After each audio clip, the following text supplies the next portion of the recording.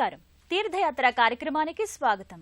లీలా మానుష రూపుడైన ద్వాపరయుగ దేవుడు శ్రీకృష్ణుడు. ఆయన వేణుగానానికి పరవశం కాని ప్రాణి లేదని ఐతిహ్యం. వేణుగోపాలుడు అనగానే నారీమానస చోరునిగా స్థిరుడై సంతాన వేణుగోపాలునిగా సతుల సమారాధనలు అందుకునే స్వామి. సాక్షాత్తు శ్రీ మహావిష్ణువు అవతారంగా కొలుపులందుకుంటూ గోపాలస్వామి, త్రేతాయుగ శ్రీరాముని బంటూ ఆంజనేయ స్వామి. ఆ స్వాములిద్దరూ కస్బా పెంటపాడు గ్రామంలోని బైరాగి మఠంగా పేరుగాంచిన దేవాలయంలో కొలువయ్యారు. ఈనాటి తీర్థయాత్ర కార్యక్రమంలో ఆ ఆలయ విశేషాలను తెలుసుకుందాం రండి.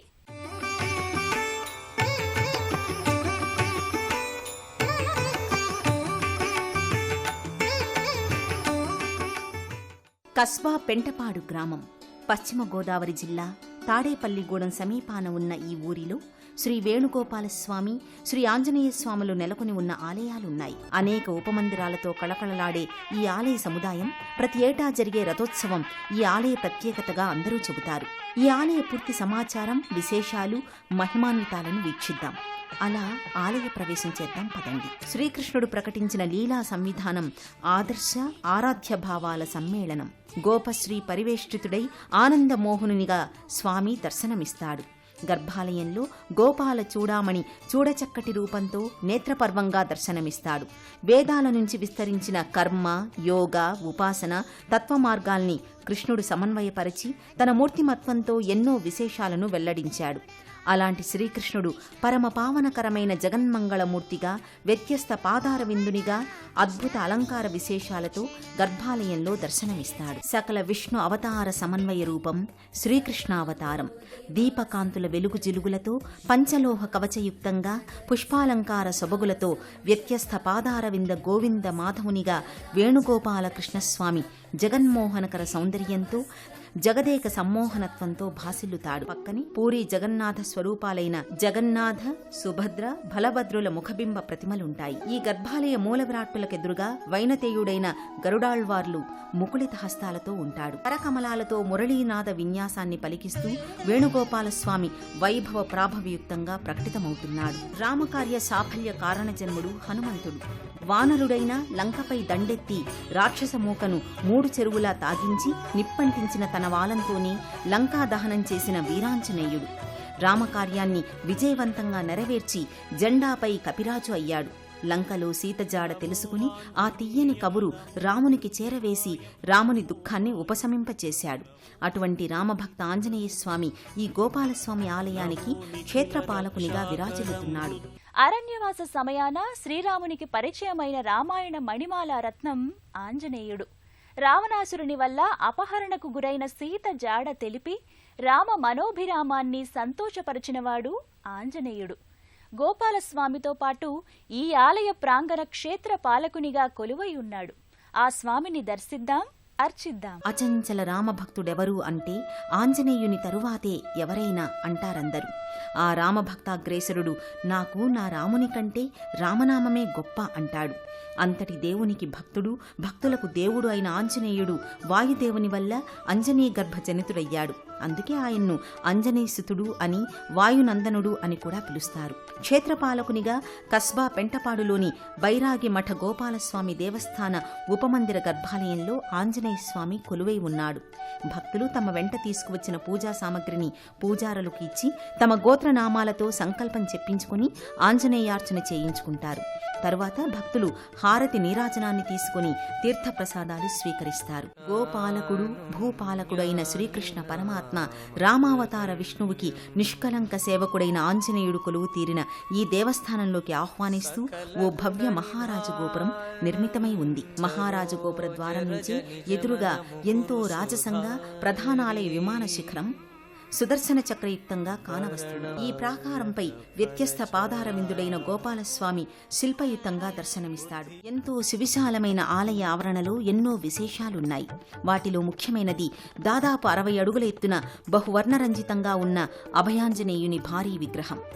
ఈ దేవాలయ క్షేత్ర పాలకునిగా ఆంజనేయస్వామి ధీరోదాత్తంగా నిలబడి ఉంటాడు. ఆలయ పుష్కరిణిగా ఉన్న చెరువు మధ్యమున కాళీయ మర్దనం చేస్తున్న శ్రీకృష్ణుని విగ్రహ సముదాయం ఉంటుంది. అనేక ఉపమందిరాలు, వాటి విమాన శిఖరాలు ఎంతో హృద్యంగా ఉంటాయి. వేణుగోపాలునిగా తన నాద స్వరూపాన్ని పరంజ్యోతిగా వెలిగించిన యుగపురుషుడు కృష్ణుడు. కృష్ణ భక్తి, కృష్ణునిపై అనురక్తితో ఎందరో భక్తులు తరించారు. వాత్సల్య భక్తి, సఖ్యభక్తి, జ్ఞానభక్తి, ఆర్తభక్తి, ఇలా ఎన్నో రకాల భక్తి భావాలకు ఆధారం శ్రీకృష్ణుడే. అలాంటి విశేష దైవం రామ రామ రామ అంటూ రామనామస్మరణతో రామపాద సేవలో అంకితమైన ఆంజనేయుడు. ఇరువురూ అలరించి ఉన్న ఈ ఆలయ ప్రాంగణం ఎంతో సుశోభితం.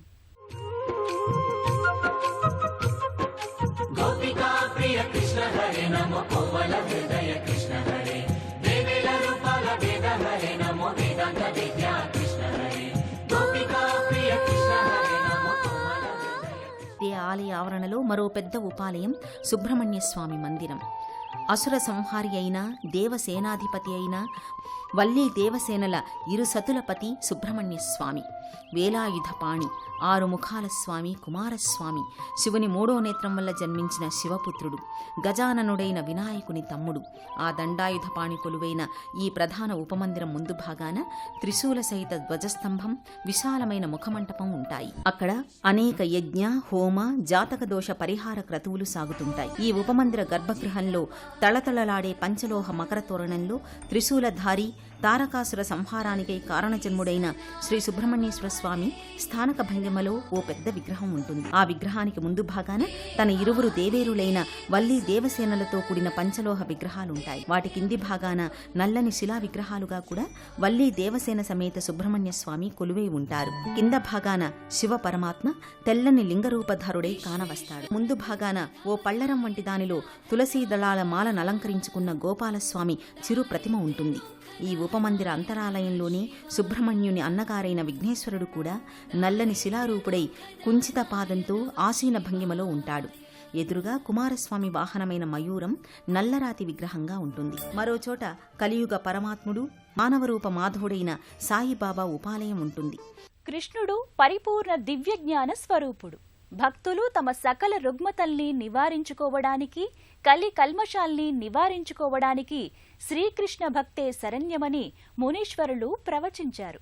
అలాంటి కృష్ణ భగవానుణ్ణి భక్తులు ఈ క్షేత్రంలో దర్శించుకుని, సేవించుకుని, పూజించుకుని తరిస్తూ ఉంటారు. వివిధ ఉత్సవాలు, పర్వదినాల నేపథ్యంగా ఆరాధిస్తూ ఉంటారు. ఈ ఆలయానికైనా ఆ ఆలయ వైభవ ప్రాభవాలకు ఆ ఆలయాన జరిగే ఉత్సవాలు, బ్రహ్మోత్సవాలు, వార్షికోత్సవాలు నిదర్శనంగా నిలుస్తాయి. కస్బా పెంటపాడులోని బైరాగి మఠంగా పిలుచుకునే గోపాలస్వామి, ఆంజనేయ స్వామి దేవాలయంలో ఏటా జరిగే వార్షికోత్సవాలు కన్నుల పండుగగా సాగుతాయి. ఉత్సవ దినానికి ముందుగానే ఆ ఆలయ ప్రాంగణమంతా రకరకాల విద్యుత్ దీపాల కాంతులతో, కలర్ఫుల్ కరెంటు బల్బుల వరుసలతో ఆధునిక స్వర్గలోకంలా అలంకరిస్తారు. విద్యుత్ దీపాల అమరికతో తీర్చిదిద్దిన వివిధ దేవతా స్వరూపాలు ఎంతో ఆకర్షణీయంగా వికసితమవుతాయి. ముందుగా రథాన్ని నానావిధ పూలమాలికలతో అలంకరిస్తారు. రకరకాల వాద్య విశేషాలు, భాజా భజంత్రీలు, విచిత్ర వేషధరణలతో నభూతో నభవిష్యత్ అన్న రీతిలో అలరిస్తున్నాయి. వేణుగోపాలుణ్ణి రథంలో వేంచేపు చేయించి హారతి నీరాజనాలు అందించి దేవుణ్ణి ఊర్లోకి ఊరేగింపుకై బయలుదేరతీస్తారు. ఇన్ని విశేషాలతో విలసిల్లుతున్న కస్బా పెంటపాడు గ్రామంలోని బైరాగి మఠం, గోపాలస్వామి, ఆంజనేయ స్వామి వార్ల ఆలయ దర్శనం పరమ పుణ్యప్రదం, సకల పాపహరణం. శ్రీకృష్ణుడు కేవలం దైవమే కాదు, మన జీవితాలకు దారి చూపే మార్గదర్శి, మన జీవనానికి దిశానిర్దేశం చేసే ఆపద్బాంధవుడు. మనల్ని ఓదార్చి, మైమరిపించి, వెన్ను తట్టి బాసటగా నిలిచి గమ్యాన్ని నిర్దేశించే పరమ దైవం. భక్తుడంటే ఎలా ఉండాలో చూపించినవాడు ఆంజనేయుడు. వీరిరువురూ కొలువై కొలుపులందుకుంటున్న కస్బా పెంటపాడు గ్రామ ఆలయ దర్శనం చేసుకున్నాం కదా. మరో క్షేత్ర సందర్శనంతో మళ్ళీ కలుద్దాం.